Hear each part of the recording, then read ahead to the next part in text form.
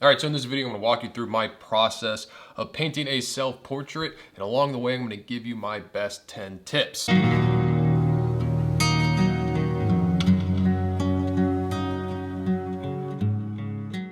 All right, welcome to Paint Coach. My name is Chris Fornatero, and I'm here to help simplify oil painting so that you can get better faster. Now, before we begin, if you're watching this video, that probably means that you're interested in portrait painting, and I'm actually very close to releasing a portrait painting course. I recently ran a test group of students through it, and my mind was blown at the improvements they made in just 6 days. Now, if you don't want to miss out on when that becomes available, make sure to sign up for the Paint Coach newsletter. I'll put a link to that in the description below. So let's talk about painting a self-portrait. If you've never done one, I highly suggest doing them. I've been doing them ever since I've been painting. And it's just so cool to look back and just have such a perfect documentation of you at that time. One, you're gonna know what you look like at that time, and two, you're gonna know where you were in your painting journey. It's gonna be pretty cool over the years to have those and see your progress and where you went with your painting. So let's jump on in with tip number one, which is put something nice on. Seriously though, you know, if you're gonna put all this time and effort into doing this portrait, put something good on. Now, this all depends on what you're going for with your self-portrait, but in my experience, I like it when the subject has a collar on their shirt.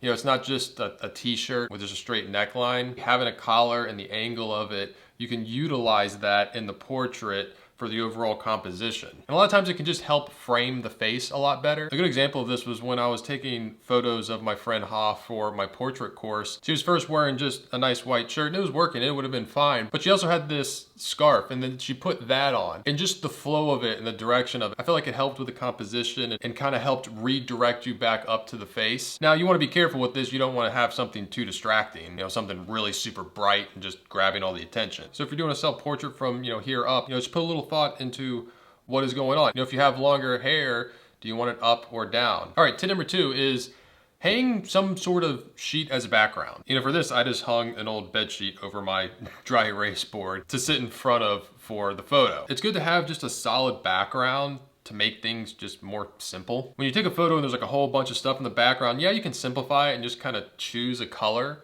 If you do that, try and choose a color that's already there in the background, because whatever's in the background, it's going to come into play in the portrait. You know, that color is going to be reflected in the flesh tones. So think about the color of the sheet that you put behind you. You know, it doesn't mean you have to go out and buy like a certain sheet, you know, kind of look at what you have.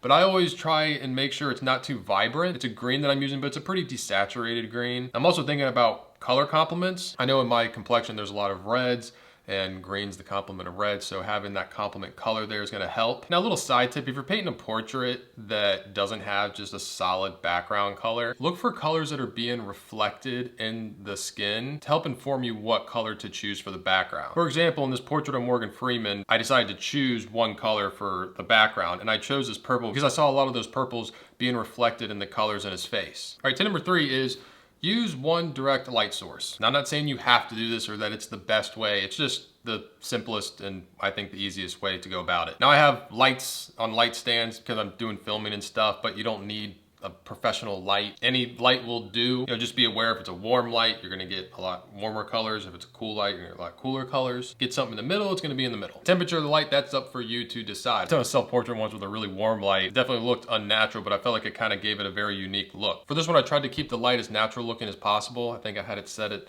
5,000 K. I had the light about 3/4 and up, shining down on me. I like this because it gives a very distinct light and shadow, but it wasn't far enough to my side that half my face was in complete shadow. You can do that, it's a more dramatic look. Again, that's up to you. Now, tip number four is take a video instead of a photo. For this, I just used my phone and I set it up eye level and just recorded a video. So that way I could turn and rotate, get different angles, look different directions, and get a whole wide range of looks. And later on, I could just go through the video, pause it where I liked, and take a screenshot. Now, some people might say, oh, well, you're not getting the highest quality photo that you can. If you take a photo with your phone or, you know, a camera or photo app, you can get a way higher quality photo.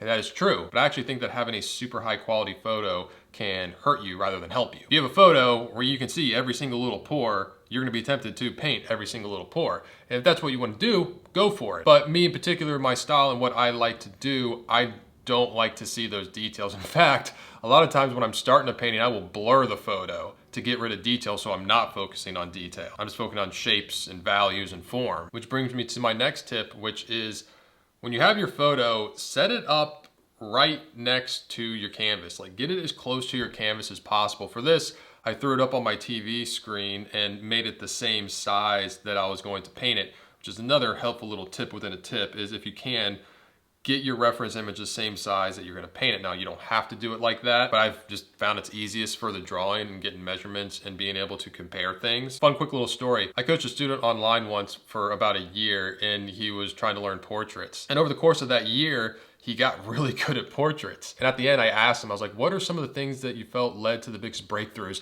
And the first thing he said was, putting my photo right next to my painting. He's like, as soon as I did that, it made everything so much easier. So just keep that in mind next time you're getting your setup together. All right, tip number 6 is, once you start painting, make sure to get your background in, or part of your background in early. I feel like a lot of people will neglect this and they won't put it in till the end. And if you do that, a lot of times it's going to feel disconnected and not a part of the subject. Because remember, a lot of those colors in the background are going to be reflected in the face. And having that there, it's gonna help you see and pick up those colors in the face. And also, just as you're building the portrait and you're adding in colors, you want to see how those colors look with the background. You don't wanna just have all those colors there and then at the end put in the background and be surprised on if it's going to work or not. All right, next tip is work big to small, dark to light, and thin to thick. When I first start a portrait, I break it down into 2 groups, light and shadow. Block out the big light shape and the big shadow shape. And then from there, I will find subtle shifts in value within those 2 groups. You don't want to jump into detail right away. Keep it simple. Also work easy to hard, and it's easier to just block out light and dark first. Also work dark to light when you can. I find this is very important with the light side of the face. I see students a lot of times start out with too light of a value on the light side of the face, which doesn't give them anywhere to go value-wise. Remember, you want to work dark to light. So you want to start with the darkest light value that you can, and then build lighter values on top of that. Now, this doesn't mean that's going to be a perfect gradual dark to light all the way through. Yes, you're gonna have to bounce back and forth from dark to light as you go, but in general, try and follow this dark to light. I think it'll make things easier. And also thin to thick. When I start out my portraits, the paint is kind of soupy.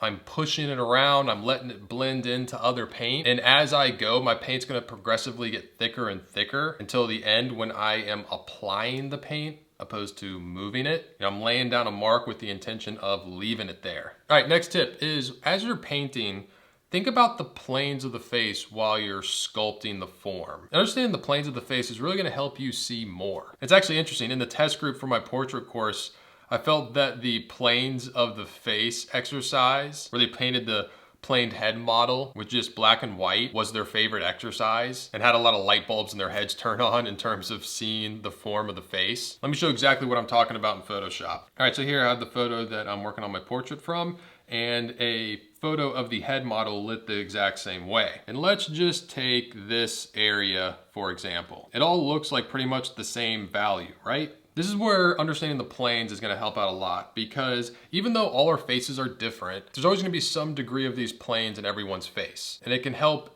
inform you on what to do with the values. Like here at this plane change, it gets a lot darker for this plane here on the side of the jaw. So while I was painting this, I knew I had to have this progressively get a little darker as it went down, which it is. If I do a color picker here, you can see it progressively gets lighter and lighter as it goes up. All right, tip number 9 is, work on your portrait upside down. Before I jump in with a whole lot of detail and I'm still figuring out the overall form of the face, I like to flip my painting upside down and flip my reference upside down and work on it for a little bit. Having it upside down is gonna keep my brain from tricking me, because our brain wants to fill gaps and tell us what the shape of something should be. And when it's upside down like this, it's gonna give you a fresh look, and it's gonna help you just see the shapes. You're not gonna be seeing a chin or a cheek or a lip. You're just gonna be seeing shapes and angles. I feel like I have to do this on every single portrait. Now there's another version of this where you look at your portrait in the mirror to see what's off and you can correct it that way. Both work great. All right, and the last tip is, really take your time to sculpt the individual features. Just like I was saying with the planes of the head, in that everybody has some degree of these planes in their face, the same goes for the features. For example, with this bottom eyelid, you can break it down into 3 planes. And this plane is darker than this plane, which is darker than this plane. And having these be different values is going to help create the form of that eyelid, because this eyelid isn't just flat on the face. It's wrapping around the eyeball, which is a sphere. So on the second day of working on this portrait, I really took the time to dial in these features, understanding their form and sculpting them in the right way, utilizing value shapes. I feel like for the longest time, I neglected understanding the form of the features. I always felt like, oh, I'll just paint what I see. If I paint what I see, I'll be fine. It's just understanding the form and what's going on is going to help you see more. You know, you're gonna be able to see something better if you're looking for it.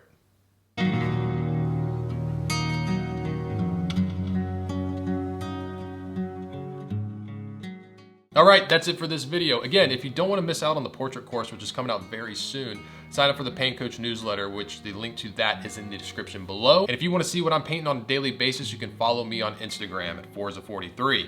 I'm Chris Fornatero, here telling you to go get painting.